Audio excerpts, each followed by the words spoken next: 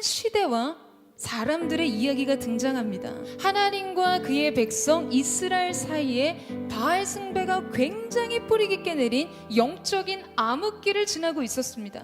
영적으로 아주 캄캄한 것 같은 시간을 보내는 그런 상황의 때였던 거예요. 그런데 이 모든 시작은 지금 이스라엘 백성이 그들의 하나님과의 관계를 지키지 못했기 때문이었습니다. 그러니까 자연스럽게 그들은 시대의 가치와 풍요를 상징하는 바알, 거짓신 바알을 따르는 삶을 살게 된 것이었죠. 여러분, 그러나 이러한 와중에서도요, 온전히 하나님을 따르고 하나님을 바라보고 하나님의 말씀대로 행했던 엘리야가 있었어요. 마치 그 시대의 구원 투수처럼 그는 역사의 무대에 서서 유일하신 하나님의 하나님 되심을 선포하고 있었습니다. 여러분, 당시 이 엘리야는요, 눈먼 이스라엘을 위해서 기도했어요.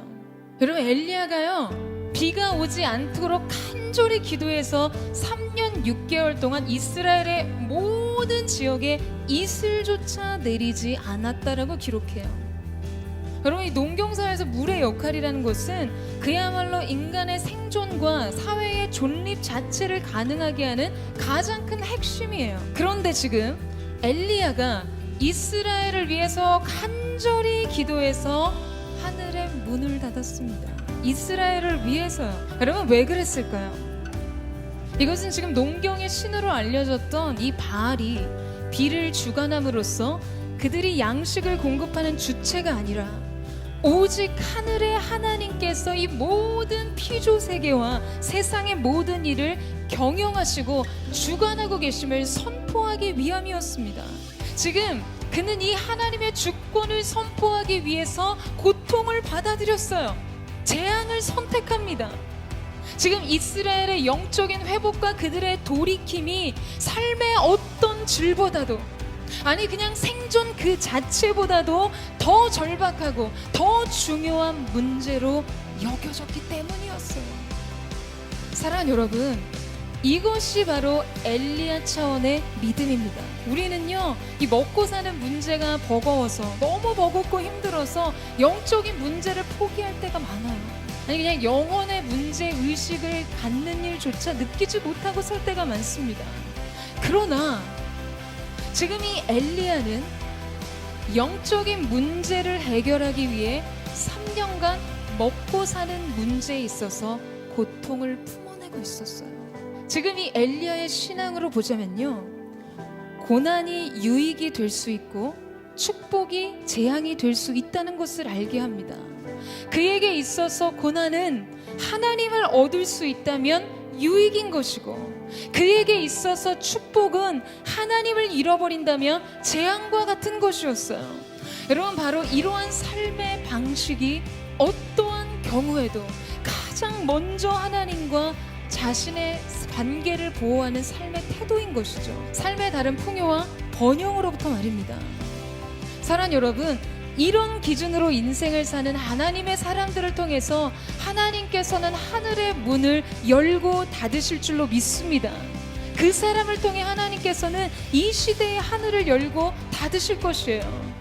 자, 이제 엘리야는요, 다시 그 땅에 비를 주시겠다는 하나님의 말씀을 듣고 아합을 찾아갑니다. 그리고는 온 백성을 갈멜산으로 모이게 하고 바알의 선지자 450인과 이 아세라의 선지자 400인을 그 함께 모여 자기 앞에 두라고 아합에게 부탁을 하죠. 여러분, 엘리야는 그야말로 한 사람이었어요. 혼자 남았어요. 홀로 서 있었어요. 여러분, 성경의 역사 속에 등장하는 하나님의 사람들의 이야기를 보게 되면요, 저마다 자기 인생에 450대 1, 850대 1과 같은 상징적인 숫자를 가지고 있어요.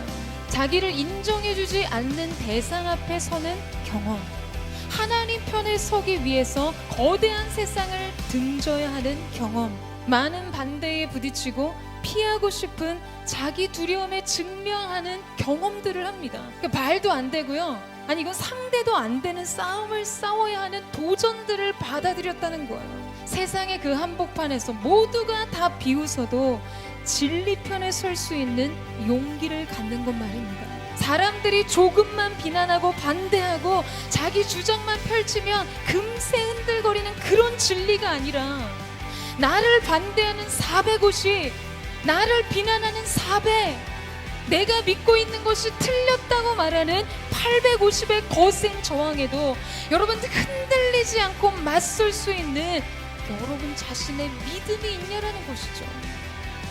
사랑하는 여러분, 우리는 고독에 너무 약해요. 고독하게 존재하는 것에 너무나 쉽게 무너집니다. 그것이 인생을 걸 만큼의 충분한 가치를 위한 일이라 할지라도 여러분, 그 홀로 서 있는 시간에 밀려오는 그 고독을 견디지 못해서 쉽게 포기하고 말 때가 너무나 많다는 것이요. 사랑하는 여러분, 지금 엘리야는 자신을 반대하는 반대자 850명 앞에 서 있었습니다. 아마 이것이 그가 견디고 맞서야 할 가장 1차적인 영적 도전의 과제였을 것이에요. 여러분, 우리가 세상에 편승하면서 그 흐름에 속한 채로 살아가려고 하는 이유가 무엇입니까? 대중의 선택, 기호, 유행. 그래서 흐름에 편승하는 삶, 모두가 휩쓸려가는 인생, 시간표, 공동의 운명. 우리는 이런 것들에 너무 쉽게 위로를 받는다는 거예요. 적어도 모두의 시간을 따르면 자신이 도태되지 않았다라고 생각해요. 모두의 답을 쫓으면 비슷한 선택 속에서 소외되지 않았다고 생각하며 살아갑니다. 그러니까 여기에서 조금만 벗어나려고 해도 용기가 필요한 거예요. 그러니까 그 용기를 발휘하기 힘드니 소리 없이 세상의 흐름에 합류합니다. 세상과 다를 바 없이 살아간다는 거예요. 여러분, 결국엔 하나님 편의 삶이 아닌 것이죠.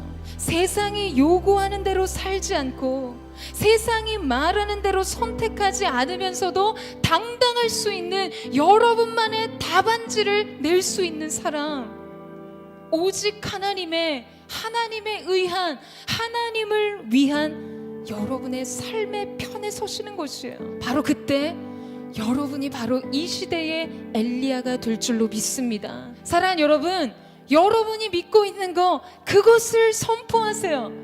주눅들지 말고 위축되지 말고 흔들리지 않는 진리 위에서 여러분의 부르심을 굳게 하는 믿음의 사람들 되시기를 주님의 이름으로 축원합니다.